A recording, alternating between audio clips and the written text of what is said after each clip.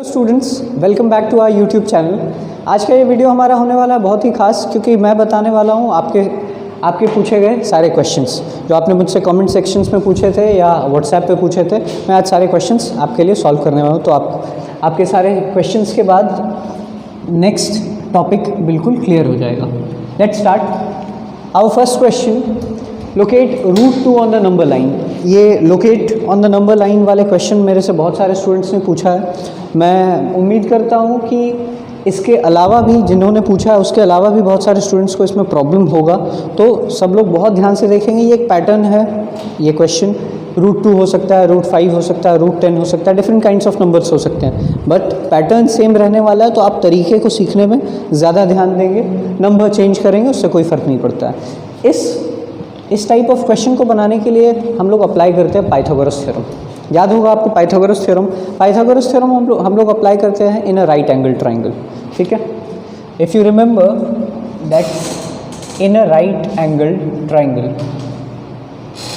In a right angle triangle this is P, this is B and this is H। एक right angle triangle में P, B and H तीन sides होते हैं, और according to Pythagoras theorems we write H square is equal to P square plus B square. Pythagoras theorem हमारा कहता है that H square is equal to P square plus B square. That is very basic, which means that H is equal to root under P square plus B square, and this is our entire base for solving such questions. Locating any number on the number line के लिए पहला आपका base यही होता है। इससे कोई भी क्वेश्चन सॉल्व हो सकता है, आप किसी भी क्वेश्चन को बड़े आसानी से सॉल्व कर सकते हैं। कैसे? अब यहाँ पे जो H है इसके जगह पे जो भी नंबर आपको नंबर लाइन पे लोकेट करना है उसे पुट करेंगे। देखिए यहाँ पे हमारे साथ मेन प्रॉब्लम क्या है कि ये अंडर रूट है। नॉर्मल नंबर्स को तो हम आसानी से नंबर लाइन पे रिप्रेजेंट कर देते हैं, बट क्योंकि एक इर्रेशनल नंबर है ये हमारे लिए इसमें प्रॉब्लम होता है। तो इर्रेशनल नंबर को हम लोग इस तरीके से लोकेट करेंगे। जो भी नंबर आपको लोकेट करने के लिए मिला है उसे H से रिप्लेस कर दीजिए, which means root 2 is equal to root under P square plus B square. यहाँ क्या आ गया? Root 2 is equal to root under P square plus B square आ गया है। आपको करना ये है, अब इन दो नंबर्स को रिप्लेस करना है। आपको कुछ इस तरीके से इन दो नंबर्स को रिप्लेस करना है कि दोनों स्क्वायर्स हों। आपको मैक्सिमम ट्राई करना है कि ये दोनों नंबर्स क्या हों, किसी नंबर के स्क्वायर में ही आए, और इस तरीके से करना है कि ये 2 को ही स्प्लिट करने पाए। ठीक है, तो हम लोगों को ये सबसे बेसिक क्वेश्चन है, ये सबसे आसान क्वेश्चन है, तो इसमें हम लोग यूँ चुटकी बजाते हुए कर देंगे, क्योंकि हम लोगों को पता है रूट 2 को स्प्लिट करने के लिए हमारे पास यहाँ पे एक ही ऑप्शन है, दैट इज़ 1 + 1, एंड 1 को हम लोग लिख सकते हैं 1 स्क्वायर, और इधर भी 1 को लिख सकते हैं 1 स्क्वायर। तो आप कंप्लीटली देख सकते हैं ये किस फॉर्म में आ गया। H रूट 2 हो गया, P स्क्वायर की जगह 1 स्क्वायर, B स्क्वायर की जगह 1 स्क्वायर, यानी कि हमारे पास P कितना आ गया है यहाँ पे। अगर आप ध्यान से देखें तो P हमें 1 मिल गया एंड B 1, यानी कि अगर H हमारे पास गिवन रूट 2 है तो इसके करस्पॉन्डिंग में P 1 है और B 1 है। अगर हम एक ऐसा राइट एंगल ट्राइंगल तैयार कर दें तो हमारी प्रॉब्लम सॉल्व हो जाएगी। देखेंगे इसको अब नंबर लाइन से इसका क्या लेना देना है और कैसे रिप्रेजेंट करते हैं। We will first draw number line. हम लोगों ने एक नंबर लाइन बना लिया। सबसे पहले इसमें ओरिजिन देंगे, 0 पॉइंट करेंगे। ठीक है, आपको बेस कितना लेना है? 1 बेस लेना है ना। 1 ड्रॉ कीजिए और यहाँ से यहाँ तक एक लाइन ड्रॉ कर लीजिए, 0 से 1 तक एक लाइन ड्रॉ कर लीजिए। ये क्या हो गया? आपका बेस हो गया। ठीक है, अब आपको पता है कि P कितना गिवन है, P भी 1 गिवन है, तो हम लोग P भी 1 ड्रॉ कर लेंगे। यहाँ पे आप परपेंडिकुलर 1 ड्रॉ कर लेंगे, 1 यूनिट 1 सेंटीमीटर, जैसा भी आपका ग्राफ है। यहाँ पे आप परपेंडिकुलर 1 ड्रॉ कर लेंगे। ठीक है, वर्टिकली 1 बिल्कुल 90 डिग्री पे। क्यों ऐसा हम लोग कर रहे हैं? क्योंकि हमें एक राइट एंगल ट्राइंगल बनाना है। बेस 1 हो गया, परपेंडिकुलर भी 1 हो गया। ठीक है, और हम लोगों को पता है कि अगर कोई किसी राइट एंगल ट्राइंगल में P 1 है एंड B 1 है तो H हमारा कितना आ जाएगा? H आ जाएगा root under 2। This means that if we join origin with this point, ऐसे हम लोग A ले रहे हैं, इसे B ले रहे हैं, तो अगर हम लोग ऑरिजिन को A से जॉइन कर देते हैं, ठीक है, तो this is in the form of a right angle triangle जिसमें बेस 1 है, परपेंडिकुलर 1, और हमें पता है कि अगर बेस 1 है, परपेंडिकुलर 1 है, तो हाइपोटेन्यूज कितना होगा, √2। सो ये हमारा डिस्टेंस कितना हो गया, √2। अब प्रॉब्लम क्या है कि बहुत सारे बच्चे इसे यहीं तक सॉल्व करके छोड़ देते हैं, जो कि गलत हो जाएगा। ठीक है, आपको यहीं तक सॉल्व करके इसे नहीं छोड़ना। ये √2 आपने डिस्टेंस निकाल लिया है, आपने डिस्टेंस √2 कैलकुलेट कर लिया है, बट हमें क्या करना है, क्वेश्चन को देखिए, locate √2 on the number line. हमें इसे नंबर लाइन पर रिप्रेजेंट करना, और नंबर लाइन ये नहीं है, नंबर लाइन हमारा ये है। ठीक है, नंबर लाइन हमारा हॉरिजॉन्टल लाइन है यहाँ पे। अब इसको नंबर लाइन पे कैसे रिप्रेजेंट करना है, ध्यान देंगे। आपको एक कंपास लेना है, ठीक है, कुछ इस तरीके से। कंपास के एक पॉइंट को ओरिजिन पे रखना है, दिस इज़ ओरिजिन, एंड दूसरे पॉइंट को ए पे। ठीक है, दूसरे पॉइंट को ए पे रख के आपको क्या करना है, एक आर्क लाइन पे काट देना है, इतना ही मेजर करके एग्जैक्ट, क्योंकि ये √2 है, आपको इसे लाइन नंबर लाइन पे बनाना है, तो इतना एग्जैक्ट मेजर करके ओरिजिन से इसे यहाँ पे कट कर देना है। ओरिजिन पे ही एक पॉइंट रखे हुए, जहाँ पे भी ये कट आएगा, ये आर्क जहाँ पे भी कट आएगा, ये डिस्टेंस ओरिजिन से मेजर करेंगे, and that distance will be known as √2, and that's how you can locate √2 on the number line. चलिए, तो अभी हम लोगों ने सीखा locate √2 on the number line. अब हम लोग मूव करते हैं अपने नेक्स्ट क्वेश्चन की तरफ। ये मैंने आपको एक बेसिक पैटर्न पे बता दिया कि कैसे किसी भी इर्रेशनल नंबर को नंबर लाइन पर रिप्रेजेंट करना है, बट इसके अलावा भी मुझे बहुत तरह के क्वेश्चंस, डिफरेंट क्वेश्चंस लोकेट करने के ही नंबर लाइन पे आए, और भी कई सारे क्वेश्चंस हैं, पर मैंने सोचा कि किसी एक क्वेश्चन को और आप लोगों को बता दिया जाए, ताकि आपके समझ में अच्छे तरीके से ये चीज़ आ जाए। तो देखते हैं हम लोग, हमारा next question, locate √10 on the number line. अब हमें क्या करना है, √10 को रिप्रेजेंट करना है ऑन द नंबर लाइन। देखिए कैसे करेंगे √10 को। मैंने आपको बोला कि पहले पाइथागोरस थ्योरम पे अप्लाई कीजिए। h को किससे रिप्लेस करना है, √10 से। हमने h को रिप्लेस कर दिया √10 से, ठीक है, और हमें इसे दो ऐसे नंबर्स में 10 को स्प्लिट करना है जो कि अपने में क्या हो, कंप्लीट स्क्वायर हो। ठीक है, कैसे हो, आप ज़्यादा से ज़्यादा कोशिश करेंगे कि वो दोनों नंबर्स कंप्लीट स्क्वायर हो। तो 10 को कैसे स्प्लिट कर सकते हैं, 9 and 1, 9 and 1। आपको दिख रहा है ये दोनों ही नंबर क्या है, कंप्लीट स्क्वायर्स हैं। ये दोनों नंबर क्या हैं, कंप्लीट स्क्वायर्स, यानी कि √10 is equal to √3 square plus 1 square.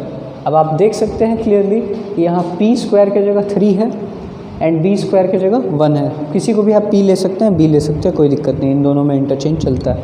ये रिप्रेजेंट हो गया इस फॉर्म में, कंप्लीट स्क्वायर्स के फॉर्म में। अब आप लिख दीजिए h is equal to √10, b is equal to 3 and p is equal to 1। देखिए b और p इंटरचेंजेबल है, कोई दिक्कत नहीं है। ठीक है, अब हमें क्या करना है, जब हमारे पास सारे लेंथ्स आ गए, अब हम इसे नंबर लाइन पे रिप्रेजेंट कर देंगे इन द सिमिलर वे जैसे √2 को किया था।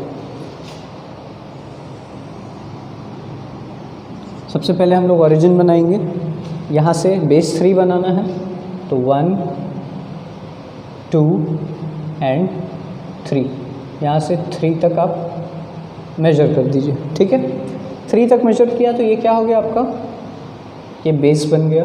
ठीक है, अब आपको परपेंडिकुलर कितना बनाना है, 1।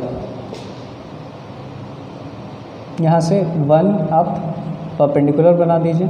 ठीक है, अब आपको पता है कि अगर 1 परपेंडिकुलर है और 3 बेस है, तो हाइपोटेनियस ऑब्वियसली कितना आ जाएगा, हाइपोटेनियस √10। अब बस इस पॉइंट को A मार्क करिए और OA को ज्वाइन कर दीजिए। OA का लेंथ क्या होगा, क्योंकि OA इस राइट एंगल ट्राइंगल का हाइपोटेनियस है, OA इसका हाइपोटेनियस, तो OA का लेंथ क्या हो जाएगा, √10, है ना। अब मैंने फिर से आपको बताया था दैट √10 को सिर्फ मार्क करके नहीं छोड़ेंगे, हमें इसे नंबर लाइन पर रिप्रेजेंट करना है, लोकेट करना है। कैसे लोकेट करेंगे, आपको कंपास से इसे मेजर करना है, आपको कंपास से इसे मेजर करना है कुछ इस तरीके से, एंड इसे आर्क बनाते हुए इतना ही मेजर करके √10 को नंबर लाइन पे कट कर देना है। और जहाँ पे ये कट होगा, जहाँ पे भी ये कट होगा वो पॉइंट आपका क्या होगा, √10। इसे P मार्क कर दीजिए और यहाँ से यहाँ मेजर कर दीजिए और लिख देंगे। आप स्टेटमेंट भी इसमें लिख सकते हैं पॉइंट मार्क करने के बाद, हेंस OP इज़ √10। मैं उम्मीद करता हूँ that locating N irrational number on the number line आपको अच्छे से समझ में आ गया होगा। और अब इस तरीके का कोई भी क्वेश्चन अगर मिले √2, √5, √10, आप उसे ईजिली इस पैटर्न के हिसाब से बना सकते हो। चलिए moving on to our next question. Right denominator of 257 by 5000 in the form of 2 to the power m into 5 to the power n। Also right it's decimal expansion without actual division. यानी इसमें हमसे दो parts में question को पूछा गया है, ठीक है। पहला पार्ट में पूछा गया है दैट राइट द डिनोमिनेटर, सिर्फ डिनोमिनेटर से डील करना है पहले पार्ट में, ठीक है। और दूसरे पार्ट में बोला गया है कि इस पूरे नंबर के डेसिमल एक्सपेंशन को लिखना है विदाउट एक्चुअल डिवीजन, ठीक है। तो पहले हम लोग फर्स्ट पार्ट से डील करते हैं। सिर्फ डिनोमिनेटर को बोला गया है 2 to the power m into 5 to the power n में करने, तो हम लोग क्या करेंगे, जब भी डिनोमिनेटर को ऐसा करने को कहा जाए हम उसका प्राइम फैक्टराइजेशन कर देंगे। 5000 सबसे छोटे नंबर से करेंगे 2, 2500, फिर 2 से करेंगे 1250, अगेन 2 से 625, अब 2 से ये नहीं जाएगा तो हमें 5 से करना होगा, 5 125, फिर से 5 से करेंगे 25, अगेन 5 से, and for the last time जब तक 1 नहीं आ जाता तब तक डिवाइड करते रहेंगे।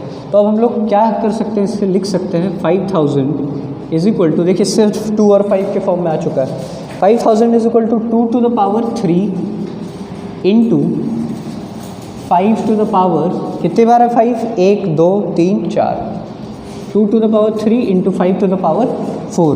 5000 को हम लोगों ने easily 2 to the power m और 5 to the power n के टर्म में रिप्रेजेंट कर दिया। हमें पता चल गया कि m कितना है, 3 है, m हमारा क्या आ गया 3 और n 4। ऑल्दो आपका जो आंसर है फर्स्ट पार्ट का यही है, 2 to the power m और 5 to the power n के टर्म में। अब हम लोग चलते हैं नेक्स्ट पार्ट पे। नेक्स्ट पार्ट हमारा हमसे क्या पूछ रहा है, राइट इट्स डेसिमल एक्सपेंशन। सिर्फ डिनोमिनेटर का नहीं, पूरे नंबर का डेसिमल एक्सपेंशन लिखने को बोल रहा है विदाउट एक्चुअल डिवीजन। ध्यान देंगे हमें डिवीजन नहीं करना, डिवीजन करना होता तब तो बहुत आसान हो जाता बात, हमें विदाउट एक्चुअल डिवीजन करना है, ठीक है। कैसे करेंगे, आपको 257 by 5000 नंबर को सबसे पहले इसी फॉर्म में लिख देना, दैट इज़ 257 by 5000 का हम लोगों ने क्या कैलकुलेट किया था, 2 to the power 3 into 5 to the power 4, ठीक है। अब ध्यान से समझेंगे, कभी भी हमें अगर इस तरह के नंबर्स को डेसिमल एक्सपेंशन में रिप्रेजेंट करना है तो आपको क्या कोशिश करना है कि नीचे के सारे नंबर्स को 10 के टर्म्स में रिप्रेजेंट कर दिए, 10 के पावर में, ठीक है। हम यहाँ पे भी इसी काम को ट्राई करेंगे, इसे 10 के टर्म में रिप्रेजेंट करेंगे। 2 to the power 3 into 5 to the power 3 इसमें निकल जाएगा तो 10 to the power 3 हो जाएगा, 1 5 बच जाएगा। 257 by 10 to the power 3 into 5, देखिए 2 to the power 3 और 5 to the power 3 एक जगह आ गया तो 10 to the power 3 हो गया, 1 5 अलग से बच गया, है ना, 1 5 बच गया। अब इस 5 को 10 में कन्वर्ट करने के लिए हमें क्या करना होगा, इंटू 2, तो इंटू 2/2, क्योंकि हम लोग सिर्फ नीचे तो मल्टीप्लाई नहीं कर सकते, दोनों तरफ करना होगा। तो ये क्या हो जाएगा नंबर 257 इंटू 2 यानी 514 बाय 10 to the power 3 हमारे पास ऑलरेडी था और एक एक्स्ट्रा 10 आ गया, which means that it becomes 514 by 10 to the power 4। इसे हम लोग डेसिमल एक्सपेंशन में लिखना याद रखेंगे, इसे स्टैंडर्ड फॉर्म में हमें नहीं लिखना, हमें डेसिमल एक्सपेंशन में लिखना। तो ये हो जाएगा 0.0514, ये आपका आंसर हो गया रिटर्न इन डेसिमल एक्सपेंशन। समझ में आ गया। तो हम लोगों ने फर्स्ट पार्ट, कभी भी इस तरह का पैटर्न रहे, फर्स्ट पार्ट को आप 2 to the power m into 5 to the power n में करिए, एंड देन सेकेंड पार्ट आपको क्या करना है, इसे डेसिमल एक्सपेंशन में रिप्रेजेंट करना है। कैसे, नीचे के जितने नंबर्स हैं सबको 10 के टर्म में रिप्रेजेंट कर रही है, वो ऑटोमेटिक डेसिमल एक्सपेंशन में आ जाएगा। क्लियर है, चलिए moving on to our next question. ये हमारा क्वेश्चन है एग्जामिन इफ रैशनल और इरेशनल। आप सब लोगों को मैं बार बार बोल रहा हूँ कि प्लीज़ वीडियो को एंड तक देखिए, क्योंकि इसके बीच में आपका भी क्वेश्चन हो सकता है, ऐसे भी क्वेश्चंस हो सकते हैं जिसे आपने नहीं पूछा बट शायद आपको ना आता हो। तो क्वेश्चंस वाले वीडियो को प्लीज़ ध्यान से देखें और एंड तक ज़रूर देखें, ठीक है, ये आपके बहुत काम आने वाला है। तो हमारा थर्ड क्वेश्चन है एग्जामिन इफ रैशनल और इरेशनल। हमें एग्जामिन करना है, ये बहुत ही इजी क्वेश्चन है कि ये रैशनल है या इरेशनल है। फर्स्ट क्वेश्चन देखते हैं। This is √3 + 2 to the whole square. ठीक है, सिंपल सी बात है, ये a + b का होल स्क्वायर के फॉर्म में है, which means a² + b² + 2ab। a² हो गया 3, b² 4 एंड 2ab हो जाएगा हमारा 4√3, विच मीन्स ये हो गया 3 + 4 7 + 4√3। ठीक है, तो ये हमारा फाइनल आंसर इसमें कितना आ गया 7 + 4√3। अब हमें आंसर नहीं निकालना है, इसमें सिंप्लीफाई नहीं करना है, हमें ये पता करना है that whether it is rational और इरेशनल। तो बताइए क्या ये नंबर रैशनल है या इरेशनल है? This is clearly irrational. क्यों? Because this contains an irrational part √3। √3 क्या है? इरेशनल पार्ट है। √3 × 4, the product of 2 irrational numbers is irrational. और फिर इरेशनल को सम किया है इरेशनल के साथ, तो टोटल रिजल्ट क्या आ गया है? Obviously irrational. So this number is irrational. ठीक है, क्लियर है सबको? Now moving on to our next question. इसमें भी हमें यही चेक करना है, एग्जामिन इफ रैशनल और इरेशनल। कई सारे बच्चे तो इतने सारे रूट्स देख के भी क्वेश्चन से डर जाते हैं। ठीक है, डरने की कोई बात नहीं है, ये बहुत सिंपल है, आप देखते जाइए बस। और स्पेशली जब रूट में 13 हो, ऐसे नंबर 13 17, बहुत लोग भाग जाते हैं यहीं से। ठीक है, हो सकता है जिस बच्चे ने भेजा है उसने ट्राई भी ना किया हो, ऐसे ही भेज दिया हो। देखिए 2√13 / 3√52 - 4√117। ध्यान देंगे, हमें सब में से कुछ ना कुछ कॉमन निकालना है। देखिए यहाँ √52 को हम लोग लिख सकते हैं √13 × 4 और 117 को लिख सकते हैं 13 × 9। ठीक है, अब क्योंकि यहाँ 4 है एक कंप्लीट स्क्वायर है और 9 एक कंप्लीट स्क्वायर है, तो 4 अगर कंप्लीट स्क्वायर है तो इससे बाहर आ जाएगा नंबर 2। 4 से अगर स्क्वायर रूट से नंबर बाहर आएगा तो कौन सा नंबर बाहर आएगा? 2, क्योंकि 4 का स्क्वायर रूट 2 होता है, इंटू √13 माइनस 9 से स्क्वायर रूट में कौन सा नंबर बाहर आएगा? 3। अब ध्यान देने वाली बात यह है कि यहाँ नीचे में दोनों में ही √13 कॉमन है, तो हम लोग क्या करेंगे, दोनों नंबर्स में से √13 को कॉमन निकाल लेंगे। 2√13 / √13, ये क्या हो गया? 3 × 2 6 माइनस 4 × 3 12। अब आप देख सकते हैं √13 ऊपर नीचे दोनों जगह है, कैंसिल। ठीक है, क्या बच गया? 2/6 - 12 दैट इज़ -6। ये कैंसिल आउट होके क्या बचा? -1/3। अब आप लोग मुझे बताइए, ये मुझे बताने की ज़रूरत होनी नहीं चाहिए। ठीक है, दैट -1/3 रैशनल है या इरेशनल है? -1/3 ऑब्वियसली क्या है? It is a rational number. ये क्लियरली क्या है? रैशनल। तो इस तरह का कोई भी क्वेश्चन हो रैशनल और इरेशनल चेक करने का, आप क्लियरली उसको सिंप्लीफाई करेंगे। क्वेश्चन को देख के भागे नहीं, डरे नहीं, उसको बहुत आसान तरीके से सिंप्लीफाई करें और फिर देख लें कि वो नंबर रैशनल की कैटेगरी में है या इरेशनल की कैटेगरी में। ठीक है, moving on to our next question. अब हमारा क्वेश्चन है सिंप्लीफाई का। सिंप्लीफाई के क्वेश्चंस मैं पहले भी आपको एक्सप्लेन कर चुका हूँ, आज फिर से एक क्वेश्चन है, क्योंकि बच्चे बार बार रूट्स में कंफ्यूज हो जा रहे हैं कैसे कॉमन ले। तो एक लास्ट क्वेश्चन और भी आए थे, लेकिन मैं इस बार एक ही क्वेश्चन बता रहा हूँ। ठीक है, ध्यान देंगे। इसके बाद सिंप्लीफिकेशन के क्वेश्चंस आपको नहीं एक्सप्लेन करने वाला हूँ, ये काफ़ी सिंपल क्वेश्चन है। ठीक है, सिंप्लीफाई √72 + √800 - √18। ठीक है, आपको जो काम करना है बेसिकली कोशिश करना है कि एक कंप्लीट स्क्वायर सबके अंदर से निकालें। देखिए √72 के अंदर क्या है? 8 × 9, 9 क्या है? कंप्लीट स्क्वायर है। 800 के अंदर है 8 × 100, 100 क्या है? कंप्लीट स्क्वायर है। 18 के अंदर है 2 × 9, 9 क्या है? कंप्लीट स्क्वायर है। तो हम लोगों ने सब के अंदर क्या कर लिया? कंप्लीट स्क्वायर ढूंढ लिया।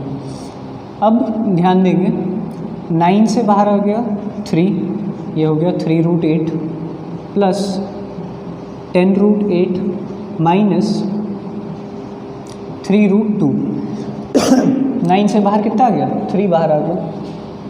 अब ध्यान देंगे कि 8 भी क्या है, 8 के अंदर भी एक स्क्वायर नंबर छुपा हुआ है। 8 के अंदर कौन सा नंबर छुपा हुआ है? 4।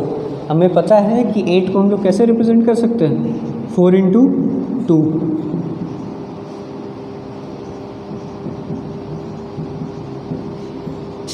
4 से क्या बाहर आएगा? दोनों में 2 बाहर आ जाएगा। दैट मीन्स अगर यहाँ से 2 बाहर आ रहा है, 4 के लिए क्या बाहर आएगा? 2, विच मीन्स 3 × 2 6 √2। यहाँ से भी 2 बाहर आएगा 4 से, तो क्या बाहर आ जाएगा? 2, तो 10 × 2 20 √2 एंड लास्ट में -3 √2। ठीक है, अब √2 को कॉमन ले लीजिए सबसे। 6 + 20 - 3 कितना हो गया? 6 + 20 26 -3 23, यानी कि हमारा आंसर कितना आ गया? 23 √2। This is the answer. Simple. चलिए, हमारा जो लास्ट क्वेश्चन है, लास्ट क्वेरी है, ये एक्चुअल में कोई भी सम या कोई सॉल्विंग प्रॉब्लम नहीं है। ये एक कॉन्सेप्चुअल प्रॉब्लम है जो एक बच्चे ने मेरे से पूछा है, that what is the difference of radical and surds, या रेडिकल एंड सर्ड्स का क्या मीनिंग होता है। ध्यान से देंगे, अच्छा देखेंगे, अच्छा क्वेश्चन है, समझने लायक है। रेडिकल क्या होता है, सर्ड्स क्या होता है, आप बस इस चीज़ को समझ लें, आपको डिफरेंस भी समझ आ जाएगा। देखिए, रेडिकल का मतलब होता है any number with this symbol. इस सिंबल को क्या बोलते हैं? रूट।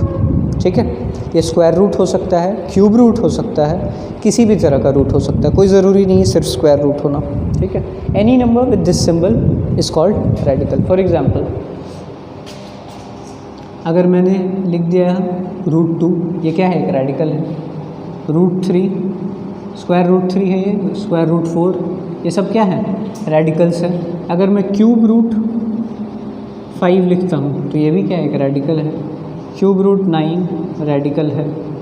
क्यूब रूट 27 ये भी क्या है? एक रेडिकल। यानी कि कहीं पे भी किसी भी तरह का पावर अगर मतलब रूट में हो, किसी भी तरह का पावर अगर रूट में हो तो ये क्या होगा? एक रेडिकल होगा। रेडिकल मतलब any number with this symbol, इसको हम लोग क्या बोलते हैं? रेडिकल बोलते हैं। ये सिंबल जहाँ पे भी हो that is called radical. Clear है सबको? Now moving on to surds. Surds क्या होते हैं? देखिए,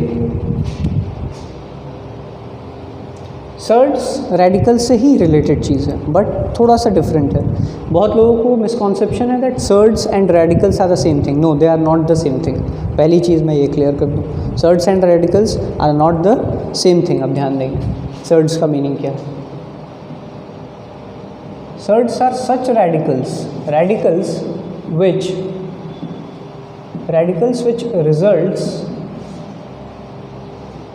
radicals which results in irrational number।